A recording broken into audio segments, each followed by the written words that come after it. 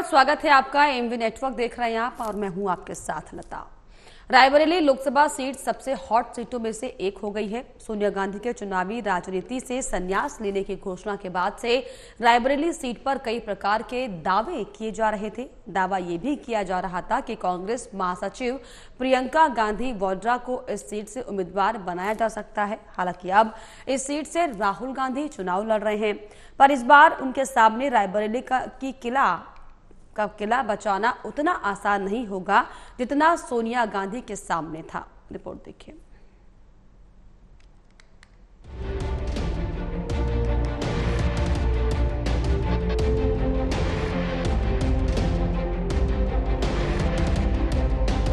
आखिरकार लंबे इंतजार के बाद कांग्रेस ने राहुल गांधी की उम्मीदवारी का ऐलान कर दिया। पार्टी ने राहुल गांधी को रायबरेली से टिकट दिया है। राजनीतिक हलकों में इस बात की चर्चा पहले से थी कि कांग्रेस पार्टी इस बार राहुल गांधी को अमेठी की जगह रायबरेली से चुनाव लड़ा सकती है। इस सीट पर 5वें चरण में 20 मई को मतदान होना है। 2019 में कांग्रेस यूपी की एकमात्र सीट रायबरेली ही बचा पाई थी। 2024 के चुनाव में राहुल गांधी के सामने यूपी में गांधी परिवार का अंतिम किला बचाने की चुनौती है। इस बार कांग्रेस अखिलेश यादव की अगुवाई वाली समाजवादी पार्टी के साथ गठबंधन कर चुनाव मैदान में उतरी है और पार्टी को गांधी परिवार के गढ़ में बड़ी जीत की उम्मीद है। रायबरेली सीट पर बीजेपी ने कांग्रेस से ही आए दिनेश प्रताप सिंह को उम्मीदवार बनाया है। दिनेश प्रताप योगी सरकार में मंत्री भी हैं। 2019 के लोकसभा चुनाव से ठीक पहले दिनेश प्रताप कांग्रेस का हाथ छोड़ बीजेपी में आए थे। 2019 के चुनाव में सोनिया गांधी के खिलाफ भी बीजेपी ने दिनेश को ही उम्मीदवार बनाया था। कांग्रेस और बीजेपी के चुनावी मुकाबले को बसपा त्रिकोणीय बना रही है। मायावती की अगुवाई वाली बीएसपी ने इस सीट से ठाकुर प्रसाद यादव को उम्मीदवार बनाया है। बसपा की रणनीति यादव और दलित वोटों का नया समीकरण गढ़ने की है। हालांकि रायबरेली का चुनावी इतिहास देखें तो गांधी परिवार के सदस्य जब चुनाव मैदान में उतरते हैं तो इस सीट पर जाति का फैक्टर हावी नहीं रहता। रायबरेली लोकसभा सीट के जातीय और सामाजिक समीकरणों की बात करें तो यहाँ करीब 11% ब्राह्मण, करीब 9% राजपूत, 7% यादव मतदाता है।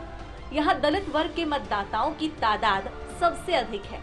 रायबरेली लोकसभा क्षेत्र में कुल करीब 34% दलित मतदाता है।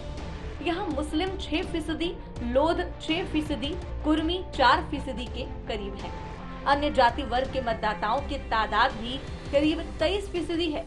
हिंदी बेल्ट में लोग जाति देखकर वोट करते हैं, लेकिन रायबरेली में गांधी परिवार से किसी सदस्य के चुनाव लड़ने पर जाति का फैक्टर 0 नजर आता है। रायबरेली सीट के अस्तित्व में आने के बाद फिरोज गांधी ने दूसरे आम चुनाव में इस सीट का रुख कर लिया और चुनाव जीतकर संसद पहुंचे। इस सीट से चुनाव उपचुनाव मिलाकर कुल 16 बार कांग्रेस के उम्मीदवारों को जीत मिली है, जबकि 3 बार गैर कांग्रेसी उम्मीदवार विजयी रहे हैं। तो वहीं रायबरेली से राहुल गांधी के चुनाव लड़ने पर कांग्रेस नेताओं का कहना है कि परंपरागत रूप से रायबरेली से गांधी परिवार के वरिष्ठ सदस्य को चुनाव लड़ाया जाता है और इस समय राहुल गांधी परिवार के सबसे वरिष्ठ सदस्य हैं, इसलिए पार्टी ने उन्हें रायबरेली से टिकट दिया है।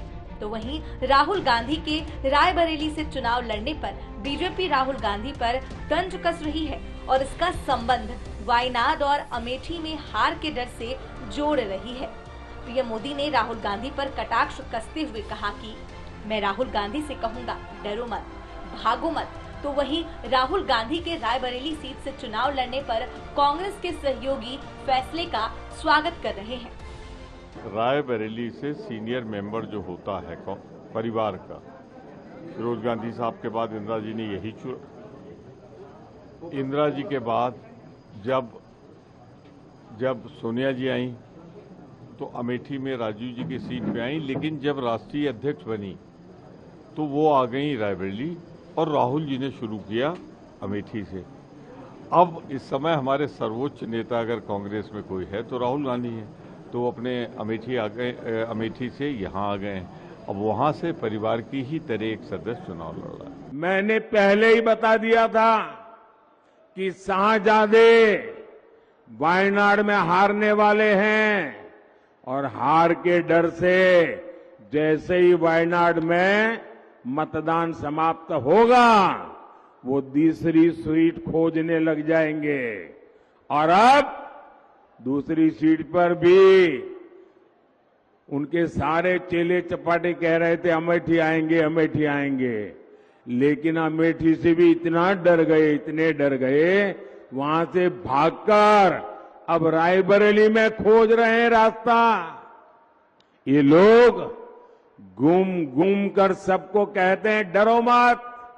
मैं भी आज उन्हें कहता हूं और बड़े जी भर के कहता हूं, अरे डरो मत, भागो मत। हम सबकी इच्छा आग्रह रहा कि गांधी परिवार से कोई ना कोई उत्तर प्रदेश से लड़ना चाहिए, चाहे अमेठी हो चाहे रायबरेली हो।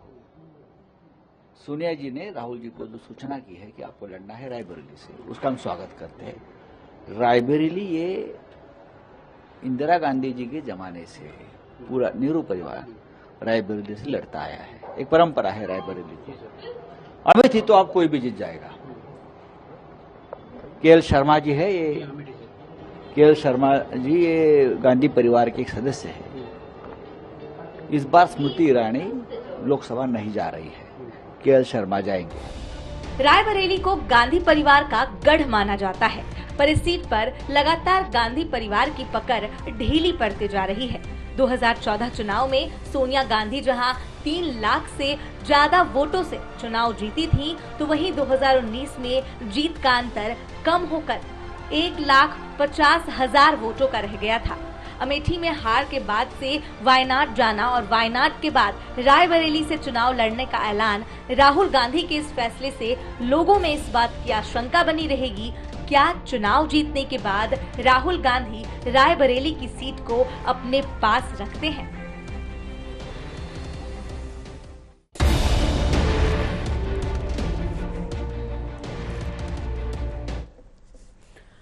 तो राहुल गांधी के सामने अब क्या किला बचाने की जंग है क्या, इसीलिए उन्होंने जो है अब जो है नामांकन पर्चा दाखिल किया पार्टी की टिकट मिलने के बाद। लेकिन अब जो है लगातार सरगर्मियां भी तेज हो गई हैं कि क्या राहुल गांधी अमेठी से चुनाव नहीं लड़ पा रहे थे, क्या स्मृति ईरानी का सामना नहीं कर पा रहे थे क्या। हालांकि इस पर हम चर्चा करेंगे। मेरे साथ 3 खास मेहमान जुड़ गए। मेरे साथ केसी जैन जुड़ गए, प्रवक्ता बीजेपी के, आपका मैं स्वागत करना चाहूंगी। इनके अलावा मेरे साथ मोहिंदर प्रकाश जी हैं, नेता कांग्रेस के, आपका भी स्वागत। इनके अलावा मेरे साथ यश भारती जुड़े हैं, प्रवक्ता हैं सपा समाजवादी पार्टी के। यश जी, आपका भी बहुत बहुत स्वागत एएमवी नेटवर्क पर। तो सबसे पहले मोहिंदर जी, मैं आप ही के पास आऊंगी, क्योंकि जिस तरीके से हालांकि वायनाड से राहुल गांधी जो है चुनाव लड़ रहे थे पहले से ही, और अब जो है रायबरेली सीट का सहारा लिया गया, तो क्या वायनाड पर संकट लग रहा था क्या कुछ, या फिर जो है अपनी प्रतिष्ठा को बचाने के लिए कांग्रेस पार्टी ने राहुल गांधी को रायबरेली से उतार दिया? नमस्कार मैडम नाना जी और मेरे साथी पैनल जो बैठे हैं, जैन साहब और यश भारती जी। देखिए, बड़ा हिंदुस्तान में अजीबोगरीब चीज है, नैतिकता है, कानून है। क्या देश का कानून यही किसी भी स्टेट में किसी भी कॉन्स्टिट्यूशन से किसी को लड़ने से रोकता है क्या? नहीं। हिंदुस्तान का कोई भी नागरिक किसी भी क्षेत्र से जाके इलेक्शन लड़ सकता है, और ये मोदी जी भी कर चुके हैं। गुजरात छोड़कर वो वाराणसी आए। राहुल गांधी की खासियत और गांधी फैमिली की खासियत देखिए कि पीछे भी हुआ तो बेल्लारी से लड़ी थी जाकर सोनिया गांधी जी, लेकिन मैं सुषमा स्वराज जी आज स्वर्गीय हैं, उनको दाद दूंगा कि वो उनके पीछे पीछे गई और बेल्लारी में जाकर के उनको मुकाबला किया, लेकिन हार गई। कोई बात नहीं, मैं स्वागत करता अगर हमारे प्रधानमंत्री जी जो गली छाप लैंग्वेज का इस्तेमाल कर रहे हैं, भागो मत छोड़ो मत, ये प्रधानमंत्री की भाषा नहीं होती। लेकिन अगर वो स्मृति ईरानी को या किसी अमित शाह को या अपने आप को खुद को किसी ऐसी स्टेट से लड़वाते जहां इनकी भाजपा की सरकार नहीं है, केरल में जाकर अगर प्रधानमंत्री राहुल गांधी जी के खिलाफ या कहीं पे भी खुद लड़ते, या स्मृति जी को अगर पीछा ही करना था, जैसे स्मृति ईरानी अगर सुषमा स्वराज को फॉलो करती और वायनाड में भी जाकर लड़ती, तो मैं समझता कि वो भी एक ऐसी नेती हैं, ऐसी नेता हैं जो अपनी बात को पूरा करती हैं। उन्होंने एक बड़ी आसान सीट चुनी है जहां इनकी योगी सरकार है, राम मंदिर का मुद्दा भी है, और पीछे वो जीत भी चुकी हैं और इतने साल मंत्री भी रह गई 5 साल। तो उस सारे रिकॉर्ड के बाद और जिस भाषा का वो राहुल गांधी जी के लिए इस्तेमाल कर रही हैं, उसको जरा ध्यान देंगी तो कोई भी शरीफ आदमी ऐसी जगह जाना पसंद नहीं करेगा जहां भाषा का कोई एक, जिसे कहते हैं ना, संयम नहीं रखा जाता। जिस तरह से वो कबड्डी ताल ठोक रही थी, राहुल गांधी जी ने नाच जाकर के बहुत अच्छा किया और कोई टाइम नहीं बचा था। ऐसा नहीं कि स्मृति ईरानी यहाँ से रायबरेली से नहीं भर सकती थी, आज उनके पास समय था। जब पता लग गया था रात को कि वो आ रहे हैं, और उनको तो 2-1 दिन पहले पता था, तो उसके पीछे पीछे राहुल गांधी के साथ अगर उनको लड़ना ही था कि राहुल गांधी को ही हराना है तो वायनाड ना सही रायबरेली से फॉर्म भर सकती थी, लेकिन नहीं। सबको पता है कि वायनाड से राहुल गांधी जीत रहे हैं, अच्छे मार्जिन से जीत रहे हैं। अब मैं बात पर आता हूँ दूसरी। देश के नेता प्रधानमंत्री एक बात अगर कहे, जब वाजपेयी जी जवान थे और नेहरू जी प्रधानमंत्री थे, वाजपेयी जी ने जब वहां भाषण दिया पार्लियामेंट में और सरकार के खिलाफ ही दिया, नेहरू जी इतने खुश हुए कि उन्होंने कहा कि देखिए ये देश का प्रधानमंत्री बनेगा एक दिन जाकर, और वो प्रधानमंत्री बने। आज कितनी उल्टी स्थिति है। देश के नेता हैं, जवान नेता हैं, राहुल गांधी एक बड़ी पार्टी के हैं और ईश्वर ने चाहा तो आने वाले समय में प्रधानमंत्री भी बनेंगे, लेकिन देश के नेता तो रहेंगे ही। और आज के प्रधानमंत्री कैसा आशीर्वाद देते हैं कि ऐसे उभरते हुए नेता को वो पप्पू शप्पू न जाने कितने अपशब्दों का इस्तेमाल करते हैं। तो ये कहने के बजाय कि देश का उभरता हुआ नेता कोई भी होता है, उसे इतना एक्सपीरियंस नहीं होता, ना भाषा पे इतना नियंत्रण होता है। तो इन साबितों को नजर रखते हुए अगर आप देखें तो राहुल गांधी जी रायबरेली से लड़ रहे हैं, वायनाड से वो लड़ेंगे ही, खानदानी है। और जो हमारे साथ के नेता हैं उन सबकी यही ख्वाहिश थी कि कोई ना कोई यूपी से लड़े, और यूपी में कांग्रेस की सरकार नहीं है, उसके बावजूद भी अमेठी और रायबरेली से जीतते रहे हैं। एक एक्सेप्शन पिछली बार जरूर हुई है, उसमें भी कई विसंगतियां हैं कि 50-55 हजार से किस तरह से हराया गया इनको। ठीक है, लेकिन मैं फिर एक बात कहना चाहता हूँ, कुछ भी हो, देश के अंदर का जो प्रधानमंत्री है वो लीड करता है पूरे इलेक्शन को। और आप देखिए भाषा का जो इस्तेमाल हो रहा है वो इसलिए हो रहा है, मैं 2 बातें और कह दूं फिर मेरे साथी बोले। एक सबसे बड़ी बात तो ये हो गई कि देश के अंदर, राणा जी आप नारी हैं, नारी का अपमान जितना किया है इस प्रधानमंत्री ने आज तक किसी छोटे से छोटे नेता ने भी नहीं किया होगा। चलिए, मणिपुर में नंगा नाच हुआ, प्रधानमंत्री कुछ नहीं कर रहे, आज तक कुछ नहीं कर रहे। अब मैं केसी जैन जी से सवाल का जवाब लेती हूँ, फिर मैं आपके पास आती हूँ। 2 छोटी बातें, मैं खत्म कर रहा हूँ। दिल्ली में ब्रजभूषण के बेटे को इनको मजबूरी में टिकट देना पड़ा। मैं पूछना चाहता हूँ, बीजेपी के मेरे प्रवक्ता यहाँ हैं, किस मजबूरी में ब्रजभूषण को टिकट दे रहे हैं? क्योंकि अगर ब्रजभूषण का टिकट काटेंगे तो प्रधानमंत्री खुद हार जाएंगे। ब्रजभूषण उनको जितवाता है, वोट दिलवाता है, प्रधानमंत्री को वोटें नहीं मिलती। ब्रजभूषण जैसे गुंडे बदमाश जो हैं, ये वहां के वोटरों में जाति व्यवस्था इस तरह से वहां बनी हुई है, वो जितवाते हैं। नारी का जितना अपमान इस प्रधानमंत्री ने कहा है, मैं अगर बोलने लगूं तो शाम को खिला दूंगा। केसी जैन जी, अगर आप ब्रजभूषण के बेटे को टिकट दे देते हैं चुनाव जीतने के लक्ष्य को देखते हुए, तो क्यों नहीं राहुल गांधी रायबरेली से चुनाव लड़ सकते हैं? वो भी उनकी सीट है, परंपरागत सीट है, लड़ सकते हैं, चाहे वो अमेठी से लड़े चाहे वो रायबरेली से लड़े। आपको आपत्ति क्यों? नहीं, बिल्कुल लता जी, देखिए भारतीय जनता पार्टी को क्या पता। बात ये है कि जिन 2 सीटों का चुनाव राहुल गांधी जी ने चुनाव लड़ने के लिए किया है, वायनाड और रायबरेली, तो जब 2 सीटों की बात आई और परंपरागत सीट की बात कर रहे हैं, तो क्या अमेठी सीट इनकी परंपरागत सीट नहीं रही क्या? ये सवाल जनता का सवाल है। दूसरी बात क्या है कि वो जनता जो लंबे समय तक इन दोनों सीटों पर कांग्रेस को सिरमाते बैठाया, वही जनता को छोड़ करके वायनाड चले जाते हैं। और आखिर किस बात का डर था कि अगर इन 2 सीटों में से चुनाव की बात थी, रायबरेली और अमेठी, तो उसमें से अमेठी छोड़ करके रायबरेली को चुनते, तो पलायन कर गए ना अमेठी से। अमेठी से पलायन कर गए, अमेठी की जनता को अकेला छोड़ दिया। और 5 साल और जो मोदी जी गुजरात छोड़कर वाराणसी आए, उनका पलायन नहीं था? नहीं, देखिए अभी की और जो आपके अन्य नेता जो एक सीट छोड़कर दूसरी सीटों से चुनाव लड़ते हैं, क्या वो पलायन नहीं है? या फिर कांग्रेस के राहुल गांधी पर ज्यादा फोकस? नहीं, देखिए लता जी, बात ये है कि जब आप वायनाड की सीट को सुनते हैं, उसके साथ बात आती है रायबरेली और अमेठी, तो दोनों सीटों में भी टिकट घोषित नहीं था। और कांग्रेस की, गांधी परिवार की दोनों सीटें परंपरागत रही हैं, इसलिए ऐसी बात हो रही है ना। अगर किसी और के लिए बात होती, कोई और टिकट चाहिए तो अलग बात गांधी परिवार को लेकर के है ना। आखिर यहाँ पे कोई और कैंडिडेट क्यों नहीं? राहुल गांधी जी क्यों? क्योंकि कैसे परंपरागत सीट है। तो ऐसे में जब आपकी परंपरागत सीट है तो आप अमेठी से पलायन करके आप रायबरेली क्यों जाते हैं? पहली बात। दूसरी बात ये कि अगर आप दोनों सीटों पे चुनाव बाय द वे जीत तो आप कौन सी सीट छोड़ेंगे? और अगर आपको ये सीट छोड़ना है रायबरेली की तो आप यहाँ दूसरा कैंडिडेट ऑलरेडी क्यों नहीं दे रहे? डर है ना कि आप इस बार वायनाड भी हार सकते हैं, इसलिए आपने रायबरेली को चुना। अमेठी तो हार ही चुके, अमेठी का हार का डर वहां समाया हुआ है, लेकिन वायनाड का भी डर समाया हुआ है, इसलिए वायनाड के साथ साथ रायबरेली भी उन्होंने चुना। और साथ ही साथ माता जी अपील कर रही है उनकी, ये परंपरागत सीट है, परिवार की सीट है, अपने बेटे को लड़ा है तो जिता के भेज देना। तो क्या कैसरगंज भी आपकी परंपरागत सीट है क्या? जैन साहब, कैसरगंज में ब्रजभूषण के नाम पर कितने आरोप लगे आपको पता होगा, और इसीलिए टिकट की माथापच्ची भी चल रही थी, तो क्या ये भी ब्रजभूषण की पारंपरिक सीट है क्या? मैं बता रहा हूँ आपको। देखिए लता जी, आपको याद होगा समाजवादी पार्टी के गायत्री प्रजापति जो अब भी जेल में है, गैंग रेप के जिनके ऊपर आरोप लगे, उनके परिवार में उनकी पत्नी को टिकट दिया कि नहीं दिया? दूसरी बात यह है कि इनके ऊपर जो आरोप लगे वो सब न्यायालय में पेंडिंग है और उनमें कोई ऐसा आरोप नहीं जिसमें जेल गए हों। तीसरी बात यह है कि ये बात, इस बात से इनकार नहीं किया जा सकता जो बात आप कह रही हैं कि ये जिस प्रकार से ब्रजभूषण जी का वहां पर नेतृत्व है, ब्रजभूषण जी ने जिस प्रकार से सांसद रहते हुए काम किया, इससे पहले भी वो सांसद रहे, इससे पहले उनकी पत्नी वहां पर सांसद रही, तो ऐसे में अगर पूरे परिवार, अगर परिवार की बात कर ले तो अगर ब्रजभूषण जी ने वहां पर काम किया, अगर उसका लाभ अगर वहां पे उनके बेटे को टिकट दे करके मिल रहा है तो इसमें क्या दिक्कत है?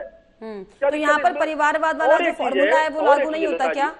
लता जी, एक सीट की बात नहीं है उनका। नहीं, आप ये बताइए यहाँ पर ये परिवारवाद है कि नहीं? नहीं, इसको परिवारवाद, देखिए अच्छा, ये परिवारवाद की परिभाषा नहीं है, सिर्फ राहुल गांधी सोनिया गांधी परिवारवाद की परिभाषा है। हम नहीं कह रहे, हमने कहा परिवारवाद उनको, हम तो ये कह रहे हैं कि जब बात आती है परिवार के मुखिया की और पार्टी के नेतृत्व की, आप नेतृत्व किसको सौंपते? आपका कोई भी कैंडिडेट लड़ रहा है पूरे भारत देश में, आप परिवार से 10 लोगों को टिकट देते, चुनाव लड़ करके आता, उसपे दिक्कत नहीं है। दिक्कत इसपे है जब चाबी देने की बात आती है घर में, तो चाबी का मुखिया कौन है? चाबी किसके पास है? घर में 10 कमरे हैं, 10 लोग रह रहे हैं, उसमें दिक्कत नहीं है। दिक्कत ये है चाबी किसके पास है? दिक्कत है कि बीजेपी में वो शामिल नहीं है, दिक्कत है कि वो बीजेपी से परे पार्टी है। चलिए, पार्टी के प्रधानमंत्री की बात आती है, पार्टी के मुख्यमंत्री की बात आती है, तब तो परिवार का बेटा, पिता, पोता, परपोता यही नजर आता है ना। दिक्कत वहां पर है। बिल्कुल। और एक चीज है, और बीजेपी से कोसों दूर है, पार्टी को चलाने के लिए हर सीट पे कैंडिडेट चाहिए। चलिए, आपके जो नेता लड़ रहे हैं वो एक बेहतर कैंडिडेट है, बाकी जो विरोधी पार्टियां हैं वो सब परिवारवाद का हिस्सा है, भ्रष्टाचारी हैं, धोखाधड़ीबाज हैं। चलिए, खैर, यश भारती जी, आपके सहयोगी गठबंधन कांग्रेस है, 17 सीटों पर चुनाव उत्तर प्रदेश में लड़ रही है और आप भी 60 से ज्यादा सीटों पर चुनाव लड़ रहे हैं उत्तर प्रदेश में। अब जब राहुल गांधी ने जो रायबरेली सीट से लड़ने का जो फैसला किया है पार्टी की तरफ से, आपको लग रहा है कि ये एक मजबूती देगा इंडिया गठबंधन को, पार्टी वहां से जो सीट निकाल लेगी कांग्रेस पार्टी? लता जी, अपनी बात शुरू करने से पहले मैं निवेदन करूंगा आपके पीसीआर से कि मेरे नाम में करेक्शन, भारती को भारतीय कर, इंडियन भारतीय, मैं उमा भारती वाला भारती नहीं।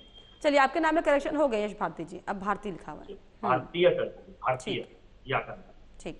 दूसरी बात लता, केसी जैन साहब से आपने 2 बातें पूछी, एक प्रत्याशी को लेकर के और दूसरा परिवारवाद को लेकर। अब वो ये कह ही नहीं सकते कि मेरे पास जवाब नहीं है, तो कुछ ना कुछ सफाई और कुछ ना कुछ बोलते रहेंगे, वो बोलते चले जा रहे हैं। ये परिवारवाद किसको बोलते थे? जब इनसे परिवारवाद की भाषा बोलते थे, पूछी जाती थी, चाहे इनके राष्ट्रीय अध्यक्ष हो, चाहे इनके नेता मोदी जी हो, चाहे इनके बड़े प्रवक्ता हो या बड़े नेता हो, भरी सभा में बोलना हो, चाहे टीवी चैनल में, परिवारवाद की परिभाषा ये बताते थे कि किसी भी पार्टी का राष्ट्रीय अध्यक्ष उसी परिवार का होगा, परिवार के बाहर से नहीं बन सकता। जो एनडीए 400 पार की बात ये कर रहे हैं, उसमें सारी परिवारवाद की पार्टियां हैं, चाहे वो चिराग पासवान हो, चाहे उनके चाचा हो, चाहे शिवसेना इससे पहले इनके साथ हो, चाहे पंजाब में अकाली दल हो, चाहे अभी नए नए चवन्नी छाप आए हो, जयंत चौधरी जी, वो भी पार्टी के सहयोगी थे वो पहले, अब वो चवन्नी छाप हो गए। चवन्नी नहीं, लता जी मेरी बात खत्म हो जाएगी, फिर वो कहते थे चवन्नी जो रही है जो पलट जाओ, पलट गए तो चौन नहीं कहलाएंगे, उन्हीं की भाषा को मैंने बात की है। बाकी जवाब पूरा हो जाने दीजिए। तो ये सब परिवार एनसीपी से जिनको चक्की पीसिंग करवा रहे थे उनको उप मुख्यमंत्री बना दिया, वो भी एक परिवारवाद से। तो जितने परिवारवाद, भ्रष्टाचार और जो ये आरोप लगाते थे, लेकिन जब ये भारतीय जनता पार्टी के कीचड़ में आ जाते हैं तब वो कमल खिलता है, तब ये उसको स्वच्छ बोलते हैं और लक्ष्मी जी के ऊपर चढ़ावा चढ़ाने चले जाते हैं। जो इनका अभी चंदे का धंधा जो आया है वो लक्ष्मी जी को इनको प्राप्त करनी है, चाहे वो किसी रूप में आए। अब बात करते हैं, जैसे केसरगंज की आपने इनसे बात करी, बृजभूषण सिंह, उन्हीं के गृह मंत्री के अंतर्गत आती दिल्ली पुलिस, उसने अपनी जांच में स्पष्ट कर दिया ये बच्चियों के साथ छेड़छाड़ करते थे। तो जब इनकी सरकार की, इनकी पुलिस ये प्रमाण दे रही है छेड़छाड़ करते थे, तो धरने पर बच्चियां बैठी थी जो देश का गौरव थी, दुनिया में देश का नाम करती थी, तब भी ये पद से नहीं हटा रहे थे। जब वो धरने पर बैठी रही, तमाम देश भर का दबाव बना, तब जाके इन्होंने उस संस्था को भंग किया। आज बृजभूषण सिंह वर्तमान में सांसद है, उनका एक बेटा भारतीय जनता पार्टी से विधायक है, तीसरे बेटे को इन्होंने प्रत्याशी बना दिया। लेकिन ये परिवारवाद नहीं है, क्योंकि परिवारवाद तो पार्टी का राष्ट्रीय अध्यक्ष बनने से बनता है। वो विजय राजे सिंधिया, उनका बेटा माधव सिंधिया, ये बहुत हम उनकी थोड़ा बेटी डेप्थ में चले जा रहे हैं, सब्जेक्ट में उसकी आ जाते बेटी हैं। विजय राजे सिंधिया मुख्यमंत्री मैं आपकी भावनाओं को समझती हूँ, कदर करती हूँ, लेकिन दरअसल हमारा मुद्दा ये भी है कि दरअसल जो अब रायबरेली से राहुल गांधी चुनाव लड़ रहे हैं, आपके यहाँ सहयोगी दल है, आपको लग रहा है कि इससे यूपी उत्तर प्रदेश में मजबूती मिलेगी? हालांकि परंपरागत सीट है, लेकिन क्या समीकरण बदलेंगे? क्योंकि सोनिया गांधी एक अनुभवी नेता और अब राहुल गांधी वहां से चुनाव लड़ेंगे, तो लगता है कि समीकरण मजबूत होंगे पूरे उत्तर प्रदेश के भी लिहाज से, समाजवादी पार्टी के भी लिहाज से? लता जी, हम लोग इनकी तरह थोड़ी है कि मीडिया से भाग जाएंगे। हम तो पसंद करते हैं मीडिया से बात करना। आप सवालात करते हैं तो सहर्ष स्वीकार करते हैं। मैं आपकी इस बात का जवाब दूंगा ना। पहले केसी जैन साहब जी ने जो बड़ी बड़ी बातें की, उनका जवाब तो दे दूं। मैं आपकी बात से भागूंगा ना, बिल्कुल स्पष्ट जवाब दूंगा, और गलत होगा तो हम स्वीकार भी करेंगे। नैतिकता है हमारे अंदर, पद से इस्तीफा देने की हिम्मत रखते हैं हम अगर गलती करते हैं तो। इनकी जो बात परिवारवाद की है, चाहे वो सिंधिया परिवार हो, चाहे वो कल्याण सिंह जी का परिवार हो कि उनके बेटे को फिर प्रत्याशी बनाया है, योगी सरकार में सबसे युवा मंत्री उनका परपोता है, तो ये परिवारवाद की जतिन प्रसाद जी को इन्होंने पीलीभीत से टिकट दिया है। अभी तक वरुण गांधी इनके प्रत्याशी होते थे, और मेनका गांधी जी इनकी प्रत्याशी है। तो ये परिवारवाद की परिभाषा इनकी सुविधा अनुसार होती है, भ्रष्टाचार की परिभाषा इनकी सुविधा अनुसार होती है। अब आपने जो मूल विषय रखा है राहुल गांधी जी का, केसी जैन साहब हो चाहे इनके बड़े नेता मोदी जी हो, वो क्या कह रहे हैं? भाग जाओ, भाग रहे हैं, भाग जाओ, बचाओ तमाम। इनके पितृ पुरुष अटल बिहारी वाजपेयी जी 4-4 सीटों से चुनाव लड़े थे, जमानतें जब्त हुई, और यही सिंधिया परिवार से जमानतें जब्त हुई। तो इनको याद रखना चाहिए कि इनका जन्म कैसे हुआ है, कितने पिटे हैं अगर इनकी भाषा में बोलूं, और कितना भागे हैं ये बेचारे। अगर इनका पुराना इतिहास जोड़ेंगे तो ये कितने तरस खाने वाले लोग हैं कि लोग इनको झंडे उठाने वाले नहीं मिलते थे। इनका चुनाव चिन्ह दीपक हुआ था, तो दीपक से ये कीचड़, कीचड़ से कमल तक आ गए हैं। इतनी बार इन्होंने नाम बदला है, इतनी बार इन्होंने अपना चुनाव चिन्ह बदला है, इतनी बार इन्होंने अपने नेता बदले हैं कि लता जी अब जाकर के खड़े, तो उस पर अपना घमंड ना दिखाएं। हाँ चलिए, क्या रही है, जा कहाँ रहे? चलिए भारती जी, मैं आपका जवाब ले जा लेती हूँ। कहाँ रहे? इन्होंने कही थी जो महिला सुरक्षा को लेकर के, वो बताए बृजभूषण सिंह के माध्यम से क्या वो महिला सुरक्षित हुई? जो किसानों की आय दुगनी करने की बात की चलिए थी, भारती वो जी, बताएं जो भारती जी, अब मैं आपका जवाब ले लेती हूँ, उसके बाद में मोहिंदर जी के पास आऊंगी। केसी जैन साहब, हाँ मुख्यमंत्री बने, कल्याण सिंह जी के बेटे मुख्यमंत्री बने, प्लीज एक एक कर ऐसे आपकी बातें पूरी नहीं हो पाएंगी, समझ ही नहीं पाएगा। प्लीज, मैं तो पूरा मौका आपको दे रही बोलने का, मैंने तो कोई सवाल भी नहीं पूछा आपसे, पूरा मौका आपको दिया जा रहा है। जैन साहब, अगर एक का टिकट कटा तब दूसरे को टिकट दिया गया है, एक का टिकट कटा है तब दूसरे को टिकट दिया गया है। यहाँ पर देशपाल, धर्मेंद्र, अक्षय यादव जी, अखिलेश यादव जी, मुलायम सिंह जी खुद परिवार के कितने लोग लड़ा करते थे चुनाव। ये परिवारवाद है। और बेटे के बाद पार्टी का मुखिया कौन बना, मुख्यमंत्री कौन बना, मुख्यमंत्री कौन बना? कल्याण सिंह जी के बेटे का परिवार है ना, नहीं बढ़ पाए। अरे केसी जैन साहब, केवल इतना परिवार है ना, हमारी भाभी जी जैन भाभी भी होंगी ना, आपके जैन भाभी को छुपाते हो क्या? राजनाथ सिंह परिवार होना अच्छी बात है, बुरी बात है? परिवार होना अच्छी बात है, बुरी बात है? भाजपा में अरे जैन साहब बताइए ना, परिवारवादी जनता चुनती है, वोट से चुनती है। आप बताओ, परिवार होना गलत बात है क्या? अखाड़ा का मैदान नहीं बनाना हमको इससे। आप एक एक करके अगर बात करिएगा तो बस आपकी बातें भी क्लियर होंगी और आपकी बातों को स्पष्ट तौर जवाब पर नहीं देते दर्शक ना, समझ भी इनसे पाएंगे। सवाल कुछ पूछो, भाग जाते हैं। मोहिंदर जी कुछ कहना चाह रहे हैं। मोहिंदर जी चलिए, कितना लग रहा है आपको राहुल गांधी को, हालांकि दिनेश प्रताप सिंह जो है चुनौती देने वाले हैं, आपको लग रहा है कि कंपटीशन बराबर का है? हालांकि दिनेश प्रताप सिंह इससे पहले भी चुनाव लड़े थे सोनिया गांधी के सामने, लेकिन हार गए थे। मोहिंदर जी, मैं बहुत महत्वपूर्ण बात कहने जा रहा हूँ। देश का चुनाव, मैं एक शब्द कह दूं, अगर राहुल गांधी जी के घर बैठने से, ना वायनाड से लड़े ना कहीं और से लड़े, अगर इस देश के लोगों को नौकरी मिलती है, बच्चों को, देश की जो हमारी महिलाएं हैं वो सुरक्षित होती हैं, तो हम घर बैठने को तैयार हैं, हम इलेक्शन छोड़ने को तैयार हैं, प्रधानमंत्री को हमेशा के लिए प्रधानमंत्री बनाने को तैयार हैं। लेकिन आप देखिए पिछले 10 वर्षों में प्रधानमंत्री अगर थोड़ा सा मुड़ के देखें तो क्या क्या कांड नहीं हुए। मैं उनको यहाँ बोलना नहीं चाहता, लेकिन हकीकत क्या है आज? हकीकत ये है मैडम, कांग्रेस का जो मैनिफेस्टो है वो इतना डरावना है बीजेपी के लिए कि अगर उसके ऊपर बहस करेंगे तो मर जाएंगे। गोल पोस्ट रोजाना प्रधानमंत्री चेंज कर रहे हैं। राजीव गांधी के बारे में बोला कि इंदिरा गांधी की संपत्ति लेने के लिए किया, जब पता लगा वो उल्टा पड़ गया तो उसको भूल गए। फिर वो पाकिस्तान पर आ गए, फिर वो हनुमान जी पर आ गए, फिर वो राम मंदिर पर आ गए। राहुल गांधी जी के कहने का कितना असर पड़ा, मैं 2-3 छोटी छोटी चीजें आपको बता दूं, फिर ये बहस कहीं रहती ही नहीं, इररिलेवेंट हो जाएगी। पहली बात, राहुल गांधी जी ने जब कहा कि ज्योति मुर्मू जी राष्ट्रपति, उनको वहां आने नहीं दिया गया राम मंदिर में, वो परसों राम मंदिर जाके आई हैं। मैंने एक सवाल ये पूछा था ऐसी बहस के अंदर, ज्योति मुर्मू जी को अगर इनविटेशन मिला था, जो मिला था, वो क्यों नहीं गई? राष्ट्रपति भवन से आज तक विज्ञप्ति नहीं आई कि वो बीमार थी या क्यों थी, क्यों नहीं गई? इसका मतलब उन्होंने बहिष्कार किया था या उन्हें आने नहीं दिया गया? तीसरी कोई बात नहीं होगी। नंबर 1, अमित शाह आज तक नहीं गए। मैं आज रिकॉर्ड पे कह रहा हूं कि अमित शाह जी को ये कहा गया था उनके पंडित द्वारा कि इस मंदिर में जो कि अधूरा है इसमें मत जाइए, अनिष्ट हो जाएगा आपका।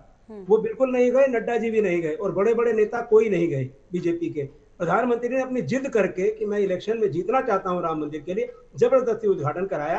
राष्ट्रपति उपराष्ट्रपति किसी को भी नहीं बुलाया। नंबर 3, अब मैं आता हूं कांग्रेस के मैनिफेस्टो पे। अब आप ध्यान से सुन लीजिए मैडम, जो सबके काम का है।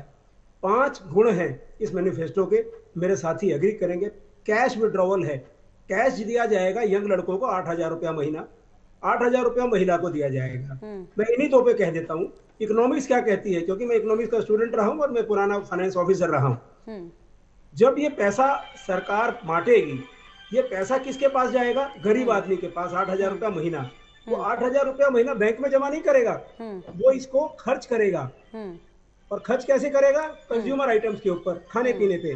वो विलासिता की चीजें, टेलीविजन खरीदने, इन पे नहीं जाएगा, वो खरीदेगा कंज्यूमर आइटम। कंज्यूमर आइटम की डिमांड बढ़ेगी, जब डिमांड बढ़ेगी तो प्रोडक्शन बढ़ेगा और ये एक साइकिल बनेगा। जो मनमोहन सिंह का जो था मनरेगा का ये एक बड़ा रूप है कि लोगों को कैश दीजिए। और मजे की चीज, यंग लड़कों को जो ट्रेनिंग मिलेगी, या तो वो उसी कंपनी के अंदर रख लिए जाएंगे या वो इस काबिल हो जाएंगे कि कहीं और किसी कंपनी में समय की कमी है। मैं जैन साहब से एक छोटा सा सवाल पूछना चाहूंगी, वो ये कि जैन साहब, आपको लगता है, क्योंकि रायबरेली अमेठी जो सीट है हालांकि कांग्रेस का गढ़ ये कहलाती है और रायबरेली से राहुल गांधी अब चुनाव लड़ रहे हैं, ऐसे में बीजेपी से जो दिनेश प्रताप सिंह उम्मीदवार है, आपको लगता है कि जो गांधी परिवार की रायबरेली सीट पर जो प्रभाव है, जो ताकत है, उससे मात दे पाएंगे दिनेश प्रताप? देखिए लता जी, यहाँ पे 2-3 चीजें। पहली बात तो ये, हमारे कांग्रेस के साथी, समाजवादी पार्टी के साथी अलग अलग विषय पे जा रहे हैं। बहुत सारे विषय ले आएंगे, 2-4-5 घंटे की भी डिबेट कम पड़ जाएगी। आपका जो विषय है मैं उसी पे आता हूँ। देखिए क्या है कि अदिति सिंह जो कभी कांग्रेस की हुआ करती थी, आज वो भारतीय जनता पार्टी के साथ, और उनका एक, अगर उनकी एक विधानसभा मान ले उस संसदीय सीट पे, तो उसका पूरा की पूरा लाभ भारतीय जनता पार्टी को मिल रहा है। दूसरी बात देखिए कि समाजवादी पार्टी के मनोज पांडे जी भी आज भारतीय जनता पार्टी के साथ थे, जो कि वहां से विधायक रहे, और उस पूरी विधानसभा का लाभ भी भारतीय जनता पार्टी को मिल रहा है। तीसरी बात ये कि आप देखिए कि जब पिछली बार सिर्फ उत्तर प्रदेश में 80 में से 1 सीट निकाल पाई थी कांग्रेस, तब निकाल पाई थी जब बीएसपी इनके साथ में थी, राष्ट्रीय लोकदल इनके साथ में थी, और भी छोटी छोटी कई पार्टियां इनके साथ में। आज वो सब इनसे बगावत पर है। आज बीएसपी अलग चुनाव लड़ रही है, आज राष्ट्रीय लोकदल हमारे साथ थे, हंसी सिंह हमारे साथ थे, महेंद्र पांडे जी हमारे साथ थे, तो वहाँ की सीट सबके साथ आ जाने से रायबरेली सीट तो नहीं निकल पाएगी, लगता है कि निकल जाएगी गांधी परिवार का जो प्रभाव है रायबरेली सीट पर?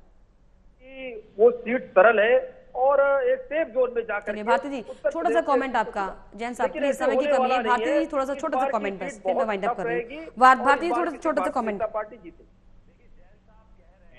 कि सब इनके पास आ गए, सब इनके पास आ गए, तो औरों को लेने की आवश्यकता क्यों पड़ रही है? जितना सामान इनकी दुकान में आ गया उतनी दुकान से 400 पार कर लेते। क्यों प्रत्याशियों को भटकाने के लिए इंदौर में इनके राष्ट्रीय महासचिव जाते हैं, विधायक जाता है, रिटर्निंग ऑफिसर से लेकर के आता है। दूसरी बात, मनोज पांडे जी का कह रहे थे कि मनोज पांडे जी इनके पास आ गए, वो विधायक बने समाजवादी पार्टी से और हराया है भारतीय जनता पार्टी को, तो यानी वहां भारतीय जनता पार्टी कमजोर थी और समाजवादी पार्टी मजबूत थी। व्यक्ति के जाने से कोई फर्क नहीं पड़ता, दल से फर्क पड़ता है। ये आपकी परिभाषा है जो मैं आपको समझाने की हालांकि कोशिश कर रहा हूं। ये जो सीट है रायबरेली, इसमें किस दल का प्रभाव है सब जानते हैं, लेकिन देखने वाली बात होगी कि जो अब नए नए दांव पे तमाम राजनीतिक पार्टियों ने इसमें चले हैं, कौन कितना कामयाब हो पाता है। फिलहाल बहुत शुक्रिया आप तीनों का, आप तीनों ने समय दिया। जैन साहब बहुत शुक्रिया, मोहिंदर जी बहुत शुक्रिया, यश भारती जी बहुत शुक्रिया आपका चर्चा में जुड़ने के लिए। और इसी के साथ इस बुलेटिन में इतना ही। देश और दुनिया की तमाम खबरों के लिए आप देखते रहिए एमबी नेटवर्क। नमस्कार।